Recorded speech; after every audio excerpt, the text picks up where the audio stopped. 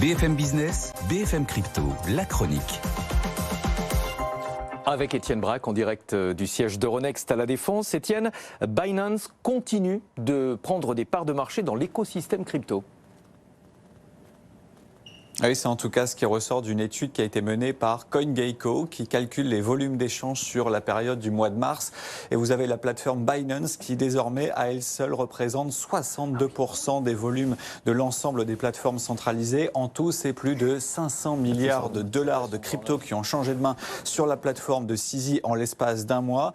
Et c'est surtout impressionnant de voir que cette plateforme, elle gagne des parts de marché. Et quand vous regardez la performance entre la fin de l'année 2022 et le premier trimestre 2023, les volumes de Binance sont en hausse de plus de 20%, une belle poussée qui profite au final de la faillite de FTX. Souvenez-vous, la plateforme de Sam Bankman-Fried qui a fait faillite en fin d'année dernière. Il faut se souvenir que FTX représentait environ 5% des volumes d'échange, donc forcément aujourd'hui chacun récupère sa part du gâteau.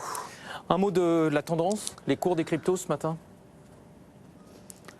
Oui, c'est intéressant de voir quand même que contrairement à Wall Street et contrairement à l'ensemble des indices boursiers qui sont en légère baisse au lendemain des annonces de la Fed, vous avez des crypto-monnaies qui, elles, profitent des annonces de Jérôme Powell, notamment son discours concernant l'inflation. Vous avez un Bitcoin qui gagne plus de 2% ce matin, au-delà des 29 000 $, quand l'Ethereum de son côté se rapproche petit à petit des 2 000 $. 1 904 $ ce matin, c'est une hausse de 2,2%.